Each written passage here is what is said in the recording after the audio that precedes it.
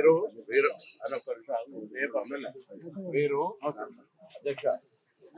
నేను అనేక సందర్భాలు కలిసాం.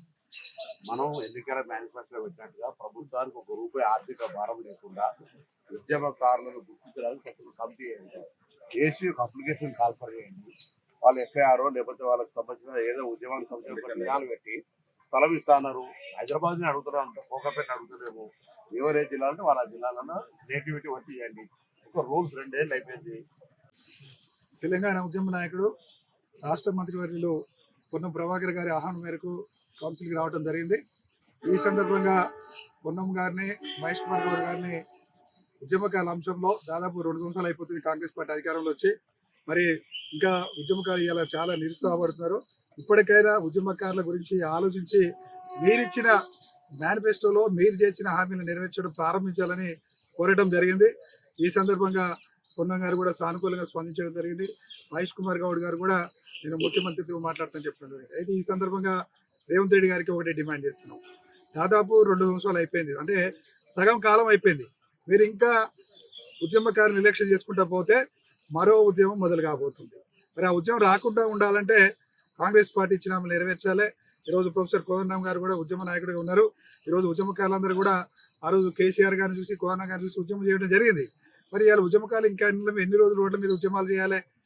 ఇంకా దాదాపు 14 సంవత్సరాలు ఉద్యమాలు చేసిర్రు. 10 సంవత్సరాలు కేసీఆర్ గారు ఉన్నప్పుడు ఉన్నారు. మా తెలంగాణ ఉద్యమకాలు 8 సంవత్సరాలు ఉద్యమాలు చేస్తూనే ఉన్నది. మరి ఇంకా ఉద్యమాలు చేయండి అంటే ఇంకెన్ని రోజులు చేయాలి ఉద్యమాలు? ఈరోజు కవిత గారు కూడా భూ పోరాటం మొదలు పెట్టడం జరిగింది. మొన్న బీజేపీ కూడా మాట్లాడటం జరిగింది. ఇవాళ మసూదన్ చారి గారు కూడా మాట్లాడుతున్నారు. మేము ఒకటే కాంగ్రెస్ పార్టీకి హెచ్చరిక చేస్తున్నాం. మీరు ఇచ్చిన హామీలు నెరవేరిస్తేనే 29లో మీరు మళ్ళీ అధికారం రాగలుగుతారు. లేదు అంటే కేసీఆర్ గారికి పట్టిన గతే మీకు కూడా పడుతుందని హెచ్చరిక చేస్తున్నాం. ఇక ఉద్యమకారులు ఓపిక నశించింది. ఇప్పటికైనా మీరు చేయాల్సిన బాధ్యత మేము ఇంకా రిక్వెస్ట్లు, విజ్ఞాపనలు ఇవి కాదు మాకు. ఇవాళ ఉద్యమకారులకు ఇచ్చిన హామీలని మీరు 6 గ్యారెంటీ పెట్టిన హామీలు అమలు ప్రారంభించాలి. ఈరోజు ఇమీడియట్గా ఒక కమిటీ ఏమంటున్నాం, కమిటీ వేసి ఉద్యమకారులు గుర్తించండి, గుర్తింపు కార్డులు ఇవ్వండి. ఈరోజు అనేక వేల ఎకరాల్లో ఎస్ఐన్ భూములు ఉన్నాయి, వాటిలో ఇవ్వడానికి ఏమవుతుంది? కాబట్టి రేవంత్ రెడ్డి గారికి ఒకటే హెచ్చరిక చేస్తున్నాం. ఇది విజ్ఞప్తి కాదు, ఈరోజు ఇదే చివరి అవకాశం కూడా చెప్తున్నాం. ఈ నెల 4వ తారీఖున దీక్షలు మేము ప్రారంభిస్తున్నాం, రిలే నిరాహార దీక్షలు. ఇక్కడ ఉన్నటువంటి ఉద్యమ సంఘాలు కూడా మేము ఆహ్వానిస్తున్నాం. అందరికీ ఒకటే విజ్ఞప్తి చేస్తున్నాం.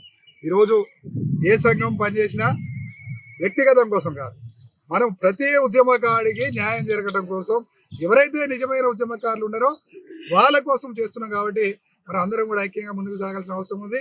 ఈ యొక్క రాజకీయ పార్టీలు కేవలం ఉద్యమకారులను వాడుకుంటున్నారు. ఈరోజు కవిత గారు కూడా అధికారం ఉన్నప్పుడు ఆమెకు ఉద్యమకారులు గుర్తు రాలే. సరే, నిన్న భూపోరాటం చేసింది, స్వాగతిస్తున్నాం. కానీ ఇవాళ కాంగ్రెస్ పార్టీ కూడా ఇచ్చిన హామీ నిలబెట్టుకోవాలని డిమాండ్ చేస్తుంది. Thank you.